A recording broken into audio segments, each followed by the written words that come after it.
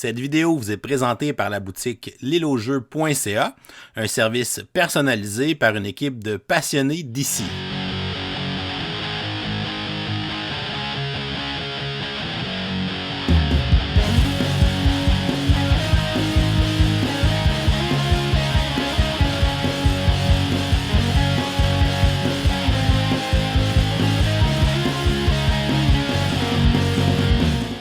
Salut les gamers, bienvenue à Professeur Board Game, je m'appelle David. Aujourd'hui à Board Game 101, je vous présente le jeu Créature Caravane qui a été édité en 2024 par Red Raven Games. C'est un jeu de Ryan Lockett qui est aussi l'artiste de ces jeux, il fait évidemment toujours ça.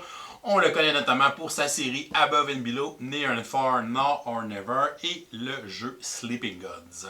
C'est un jeu de 1 à 4 joueurs dont les parties vont durer de 60 à 90 minutes.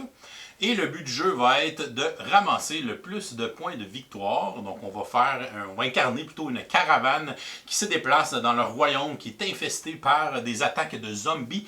Donc on va tenter de se promener et de manœuvrer et de ramasser dans notre voyage des citoyens, en fait des créatures qu'on va essayer de sauver en les ajoutant à notre caravane pour tenter de marquer le plus de points.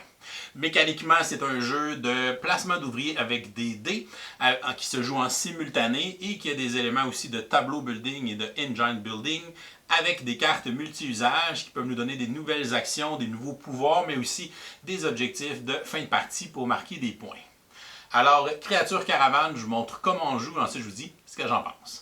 On va installer une partie pour 2 joueurs. Premièrement, on va assembler le plateau de jeu en plaçant la tuile de départ complètement à gauche et on va ensuite mettre les 3 autres tuiles dans n'importe quel ordre et de n'importe quel côté car elles sont recto-verso.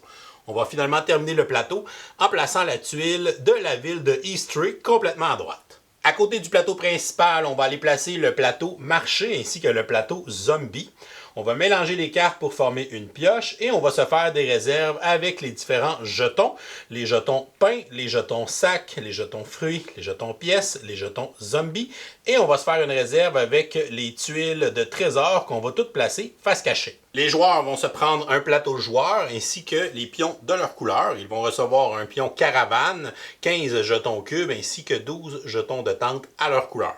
Les joueurs vont se prendre 5 dés, vont commencer la partie avec une ressource de pièces et vont piocher 8 cartes pour former leur main de départ. Ensuite, le plus jeune joueur va aller placer son jeton de caravane sur un des emplacements libres de la première colonne de départ du plateau principal. Ensuite, les autres joueurs vont faire la même chose en sens horaire et devront se placer pour commencer la partie dans des cases différentes. Une partie de Créature Caravane se joue en 12 manches. À chaque manche, les joueurs vont lancer leurs dés pour pouvoir les utiliser sur les emplacements d'action de leur plateau personnel ainsi que ceux des cartes créatures qu'ils vont jouer devant eux pour pouvoir utiliser ces actions. Elles vont leur permettre notamment de déplacer leur pion caravane sur le plateau principal pour pouvoir gagner différents bonus et tenter de se rendre jusqu'à la ville de Eastry. Ils pourront piocher des cartes, ils pourront jouer des cartes créatures devant eux pour s'ajouter des pouvoirs, des objectifs de points de victoire, ainsi que des nouvelles habiletés à activer avec leurs dés. On pourra aussi aller au marché ainsi que combattre des zombies pour placer des cubes sur les plateaux respectifs qui vont nous donner des bonus de points à la fin de la partie. On aura aussi des actions pour accumuler différentes ressources qui vont nous permettre de jouer les cartes dans notre tableau personnel. À la fin de la 12e manche, la fin de la partie sera déclenchée et on va passer au décompte final des points et le joueur qui aura le plus de points sera déclaré vainqueur. À chaque manche, les joueurs vont jouer un tour de jeu de façon simultanée, donc tous les joueurs vont jouer en même temps. Chaque manche se sépare en 3 phases. La première est de lancer les dés, donc les joueurs vont prendre tous les dés de leur réserve, vont ensuite lancer les dés pour regarder les résultats obtenus. Si les joueurs ne sont pas satisfaits de leurs résultats, ils ont droit à une relance. Par contre, si on utilise notre relance, on doit relancer tous nos dés, on ne peut pas conserver certains résultats. Donc ici, le joueur n'a pas de très bons résultats. Il pourrait donc décider d'utiliser sa relance et de relancer tous ses 5 dés pour avoir ici une bien meilleure pile de résultats. Donc ce sera les dés qu'il aura pour la première manche. De plus, si les joueurs ont des effets de cartes début du tour dans leur tableau personnel, ils vont activer ces effets pendant cette phase de jeu. Par exemple, si j'avais cette carte dans mon tableau personnel, au début de la manche, je piocherais une carte pour pouvoir l'ajouter à ma main. On passe ensuite à la deuxième phase, qui est la phase d'action. C'est là que les joueurs vont utiliser les dés et les résultats qu'ils ont obtenus pour la manche pour placer les dés sur les emplacements d'action de leur plateau personnel, ainsi que ceux des cartes qui seront dans leur tableau personnel qui s'appelle leur caravane. Pour vous expliquer tous les types d'actions, j'ai déjà placé 4 cartes dans la caravane du joueur, mais évidemment, au début de la partie, les joueurs n'ont aucune carte dans leur tableau personnel. Ils devront payer des ressources pour pouvoir en jouer en cours de partie. En plus des actions qu'ils peuvent faire en utilisant leurs dés sur les emplacements d'action, les joueurs peuvent aussi faire 2 types d'actions gratuites dans leur tour de jeu, tant qu'ils peuvent payer les ressources pour faire ces dites actions. La première action gratuite est de défausser des cartes. On peut défausser une carte pour obtenir un pain ou on peut défausser 3 cartes pour obtenir une pièce. Donc le joueur pourrait décider comme action gratuite de défausser une carte de sa main pour pouvoir gagner une ressource de pain. Tous les emplacements d'action avec nos dés sont limités, donc si un dé est déjà sur un emplacement, on ne peut pas en placer un deuxième pour refaire cette action. De plus, on a certaines valeurs minimum à placer sur les actions. Donc ici, pour faire l'action qui est là, je dois placer un dé de valeur 4 et plus pour pouvoir gagner la ressource qui est ici. Certaines actions vont demander plusieurs dés, comme l'action de voyage ici sur notre plateau qui demande d'avoir 2 dés de n'importe quelle valeur, donc 1 et plus, pour pouvoir faire un voyage sur une case Joker. On a aussi des actions qui vont nous demander de payer un coût. Donc ici, je dois placer un dé de valeur 1 et plus, mais je dois payer une ressource de pain pour pouvoir y placer mon dé pour gagner la ressource de pièces. Certaines cartes vont avoir 2 emplacements d'action. Donc les 2 actions sont indépendantes. Donc je vais placer un dé pour faire l'action ici d'attaquer des zombies et je vais placer un dé ici pour faire une action pour piocher les cartes. Lorsqu'on active une action, les joueurs peuvent ne pas activer certains des effets de leur action s'ils ne le souhaitent pas. Par exemple, une carte pourrait me donner plusieurs actions de déplacement, donc le joueur pourrait décider d'utiliser seulement le déplacement qu'il souhaite et ne pas utiliser l'autre déplacement. Si une case d'action nous donne comme celle-là plusieurs actions, donc si j'ai 2 déplacements plus une action de piocher une carte, le joueur peut activer ses actions dans l'ordre de son choix. Revenons aux actions principales avec les dés. Donc, on peut utiliser des dés pour faire des actions pour gagner des ressources. Par exemple, si je place un 5 ici sur l'emplacement qui est là, je vais pouvoir gagner 2 ressources de pain et les ajouter sur mon plateau personnel. Et on peut avoir des actions pour gagner les autres types de ressources, c'est-à-dire des sacs ainsi que des pièces. La deuxième action gratuite est de jouer des cartes de notre main et les placer dans notre caravane, qui est notre tableau de cartes personnel. Pour faire cette action, on doit payer le coût qui est sur la carte. Donc si par exemple je veux ajouter cette carte à mon tableau personnel, je devrais payer 2 ressources de pain et les retourner à la réserve générale. Les joueurs peuvent avoir un maximum de 12 cartes dans leur caravane et on ne peut pas défausser volontairement une carte à moins de faire un effet de jeu qui nous permet de le faire. La carte que je viens d'ajouter à ma caravane n'est pas une carte avec des emplacements d'action, mais une carte qui va me donner un pouvoir tant ou aussi longtemps qu'elle sera dans mon tableau personnel. Par exemple, elle va me donner un bonus lorsque je vais m'arrêter sur les cases de tour blanche du plateau principal et il va aussi me permettre de relancer un dé à chaque manche. Il y a aussi des actions qui nous permettent de piocher des cartes. Par exemple, si je place un dé ici, je vais piocher une carte, l'ajouter à ma main. Si je place un dé ici, même chose, je vais piocher une carte. On n'a pas de limite de cartes qu'on peut avoir dans notre main, donc on peut avoir n'importe quel nombre de cartes.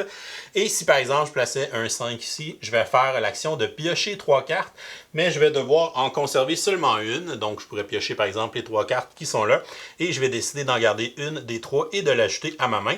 Et les autres seront placés dans la défausse. Regardons maintenant l'action de voyager qui va nous permettre de déplacer notre pion caravane sur le plateau principal pour tenter de se rendre jusqu'au bout à la ville de Eastray.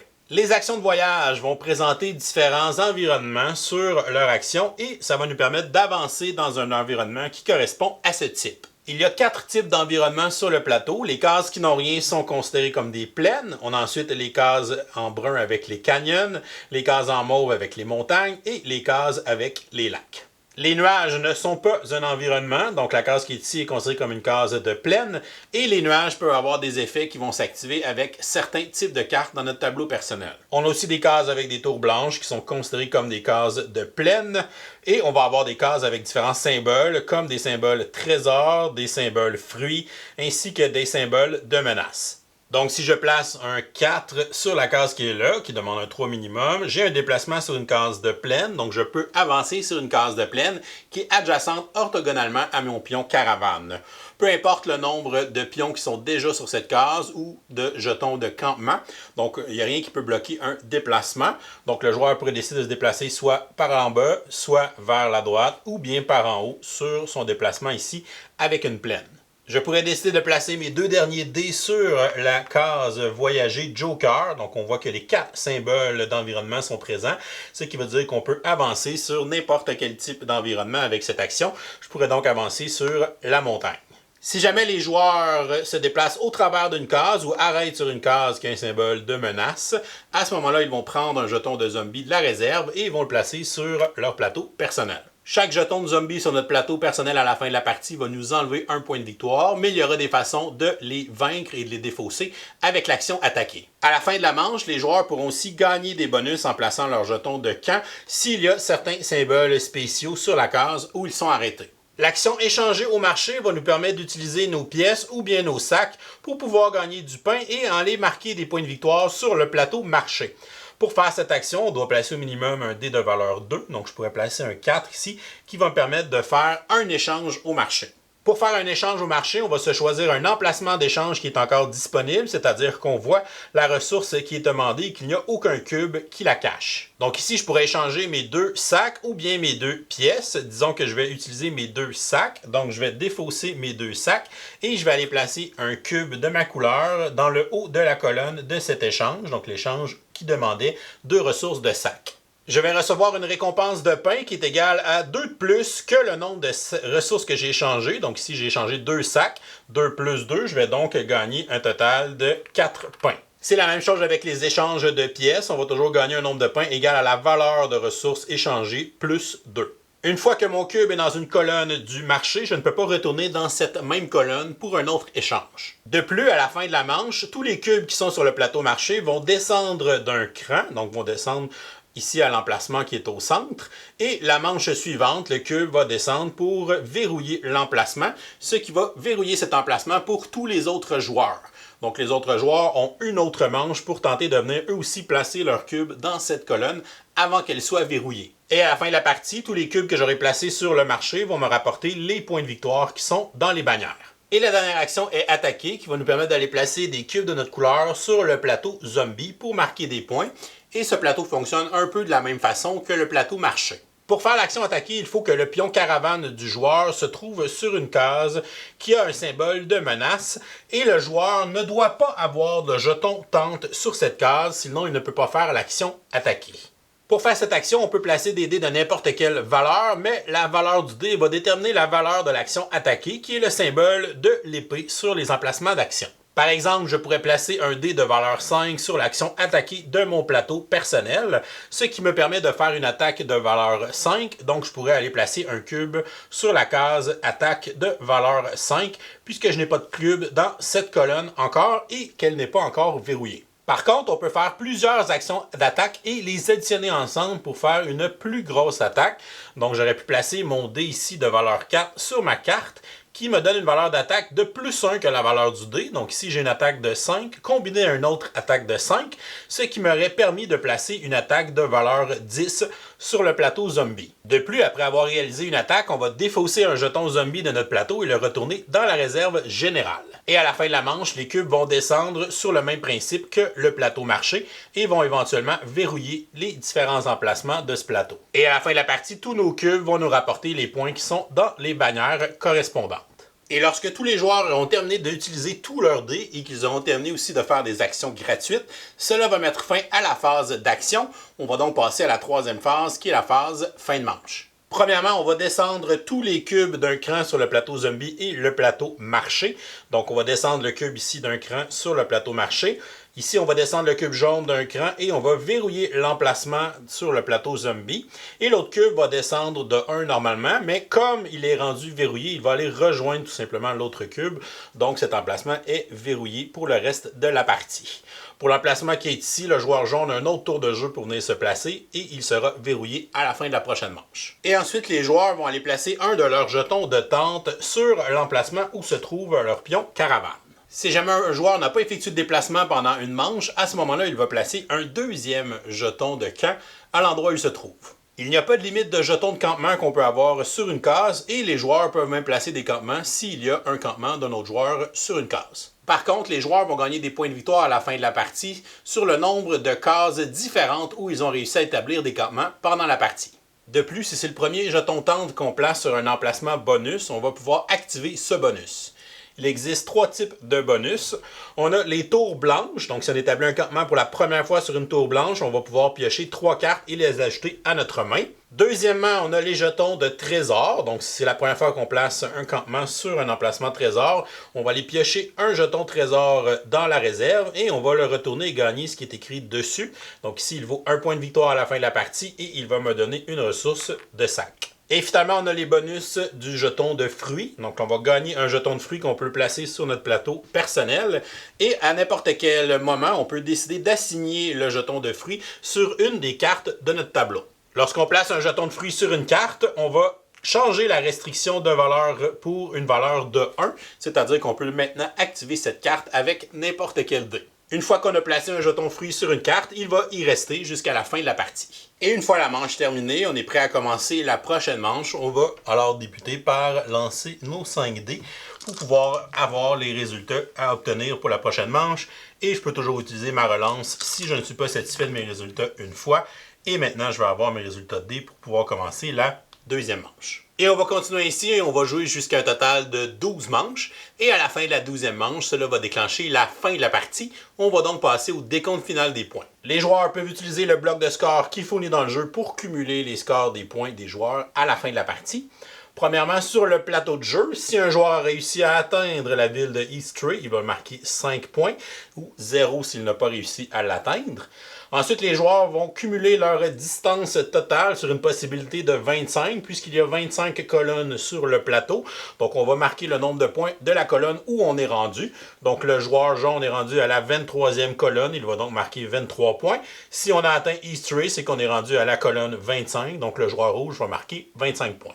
Ensuite, on va compter le nombre de cases différentes dans lesquelles on a réussi à placer des jetons de tente et on va marquer 1 point par case différente, donc une possibilité de 12 points maximum. Sur le plateau marché ainsi que le plateau zombie, on va aller regarder les bannières de points où il y a des cubes de notre couleur et on va additionner ces points pour les ajouter à notre score. On va ensuite scorer les points qui sont dans les bannières des cartes de notre tableau personnel. Certaines cartes vont avoir des valeurs directement. Donc ici, 1 point pour cette carte, 0 ici, 0 là, moins 2 pour celle-ci. Alors que certaines vont avoir des conditions. Ils vont marquer des points si on a réussi à atteindre les prérequis de mots-clés sur les cartes de notre tableau personnel. Par exemple, celle-ci donne 2 points, mais elle va me donner 4 points supplémentaires si j'ai 3 cartes et plus qui ont le mot-clé Tiny, ce qui est le cas dans mon tableau personnel. Donc, cette carte va me donner 6 points. Cette carte-ci va me donner 1 point par mot-clé Magic qu'on retrouve sur les cartes de notre tableau personnel. Celle-ci vaut 4 points, mais peut me donner 4 points supplémentaires si j'ai une carte qui s'appelle la Grass Folk Queen, qui est la reine de ce peuple, qui est ici justement. On voit le nom dans la bannière de la carte. Donc, celle-ci va me donner 8 points. La reine ici va me donner 11 points si j'ai 4 fois le mot-clé Tiny dans mon tableau personnel. Ensuite, ici, j'ai 8 points. Ici, j'ai 5 cartes qui ont le mot-clé Magic et plus, donc dans mon tableau. Celle-ci va me donner 8 points si j'ai 4 fois le mot-clé Géant dans mes cartes. Celle-ci va me donner 1 point par zombie que j'ai réussi à vaincre pendant la partie. Donc, on va cumuler les points de toutes les bannières qu'on a réussi à faire les conditions de scoring. Ensuite, on va ajouter les points des tuiles trésors qu'on a ramassées pendant la partie. Et on va enlever 1 point par jeton zombie qui nous reste encore à la fin de la partie, ce qui va faire notre score final. Le joueur qui aura le plus haut score sera déclaré vainqueur. Si jamais il y a une égalité, c'est le joueur qui a le plus de cubes sur les plateaux marché et plateaux zombies qui va départager l'égalité. Et voilà, c'est comme ça qu'on joue à Créature Caravane. Je vous reviens avec mon opinion personnelle. Qu'est-ce que je pense du jeu Créature Caravane? On va commencer par les côtés positifs. Premièrement, du bon matériel dans son ensemble, donc toutes les composantes qui sont en carton, les jetons de ressources. Donc ici, c'est l'édition magasin du jeu. Il y avait une version de luxe aussi sur la campagne de socio-financement avec des ressources de meilleure qualité. Mais honnêtement, le carton il est très épais, donc des bonnes ressources en carton assez classiques qui font bien le travail. Même chose avec les plateaux de jeu. Les petites composantes de bois aussi, les tentes, les cubes, c'est efficace dans son ensemble. Pour les illustrations, bien évidemment, l'univers de Ryan Laukat, on est habitué à ces jeux. Donc, on va encore se laisser bercer par cet univers qu'il a inventé. Et évidemment, on retrouve plein de créatures qui ont été illustrées dans ses autres jeux. Donc, si vous avez joué à Sleeping Gun, si vous avez joué à Above and Below, tout ça, bien, vous allez retrouver justement dans les cartes des créatures qui vous sont familières. Fait que ça, c'est très cool, des beaux Easter eggs à cet univers si vous l'aimez. C'est aussi des cartes qui sont toutes illustrées différemment, fait que c'est le fun aussi. C'est un énorme paquet de cartes et c'est toutes des illustrations différentes. Fait que c'est quand même très riche et très varié pour le niveau visuel. L'iconographie aussi du jeu, super instinctive, donc des symboles qui sont simples, qui sont faciles à comprendre, qui sont aussi assez gros sur les cartes. Très peu de texte sur les cartes. Là, généralement, on a l'iconographie nous permet de savoir ce qu'elle fait. Des fois, on a quelques mots ou une petite phrase pour expliquer quelque chose, mais généralement, on comprend assez rapidement les effets des cartes. C'est vraiment instinctif de ce niveau-là. Des règles simples, un livret de règles qui est bien construit aussi. Fait que ça, c'est toujours le fun d'être capable de retrouver des règles avec des exemples, tout ça, bien organisé. Donc, encore une fois, assez facile d'apprendre le jeu dans son ensemble. C'est un jeu de tableau building assez classique. On va générer des ressources, jouer des cartes devant nous qui vont soit nous donner des meilleures actions, nous donner des petits pouvoirs, mais aussi nous donner des objectifs de fin de partie. Fait que j'aime ce côté-là multi-usage des cartes. Donc, c'est pas juste mettre une carte dans notre tableau pour ajouter un symbole, ajouter un effet. Donc, une carte va avoir beaucoup d'incitatifs à nous permettre de la placer. Donc, je veux la placer parce que je veux l'action la faire pendant la partie. Je veux les mots-clés de cette carte-là parce qu'elle va m'aider à réaliser l'objectif d'une autre carte. Puis en même temps, je veux l'objectif de cette carte-là parce que je vais essayer de travailler pour le réaliser. Fait qu'il y a vraiment plusieurs couches de profondeur au choix des cartes qu'on veut placer dans notre tableau. Et comme notre tableau est limité à 12 cartes, bien, on ne peut pas non plus juste ajouter plein de cartes pour mettre des mots-clés. Puis après ça, c'est facile de faire nos objectifs. Fait qu'il faut choisir judicieusement les cartes qu'on veut investir dedans puis qu'on veut placer dans notre tableau. On a aussi beaucoup de cartes quand on commence la partie. On commence quand même avec 8 cartes. C'est aussi facile dans le jeu à aller piocher des cartes. Il y a beaucoup d'actions qui vont nous permettre de le faire. Donc, il y a vraiment un bon roulement de cartes. On va piocher beaucoup de cartes dans la partie. Puis, on va aussi flusher beaucoup de cartes. Donc, des cartes qu'on ne veut pas servir, on va généralement les défausser pour se faire justement des ressources. Donc, faire du pain, faire des pièces quand on a besoin justement d'aller au marché. Fait que ce roulement-là, le fait que les cartes aussi peuvent être trashées pour faire des ressources, ça devient sympathique. Parce qu'à un moment donné, on cherche certaines cartes. On dit, OK, je veux placer ces 2-3 cartes-là. Fait que là, les autres cartes que je pioche, des fois, s'ils ne sont pas meilleurs sur les objectifs que je veux, sur les mots-clés que je veux, ben, je vais simplement les flusher pour faire des ressources. Donc, j'ai pas besoin de garder 20 cartes dans ma main.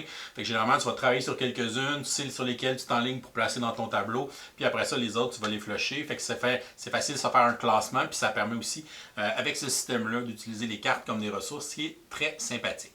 Et pour le temps de jeu puis le nombre de joueurs, bien, comme c'est un jeu en simultané, ça n'a pas vraiment d'impact sur la durée de la partie, qu'on soit 2 ou qu'on soit 4, à moins qu'on ait tout le temps à attendre après un autre joueur qui prend plus de temps. Mais sinon, ça fait que les parties vont se plier généralement en 60-75 minutes. Pour les côtés négatifs, niveau du matériel, je trouve que les cartes sont quand même minces, donc c'est vraiment une qualité de carte qui est assez faible. Donc on aurait tendance à vouloir les protéger dans des petites sleeves. Sinon, pour le côté visuel, je trouve que le plateau il est un peu moche comparé justement aux illustrations sur les cartes de créatures et tout ça. Donc le plateau est assez drabe dans son ensemble sur le visuel qui a été choisi pour le faire. Plus la partie avance, plus on gagne de cartes et plus on a d'objectifs qui sont généralement liés aux mots-clés. Donc, c'est pas toujours évident d'avoir le compte des mots-clés. Je suis rendu à 3 fois le mot géant, 2 fois le mot flying, 4 fois le mot tiny. Donc, ça aurait été le fun peut-être d'ajouter des petites pistes pour justement avoir les 10 mots-clés qui sont là, puis d'avoir un cube pour pouvoir savoir on est rendu à combien de chaque mot-clé, pour qu'en un clin d'œil, on sache on a combien de chacun des mots-clés, savoir si ça vaut la peine de garder cette carte d'objectif-là ou si je suis pas pantoute dans la course pour ces mots-clés-là.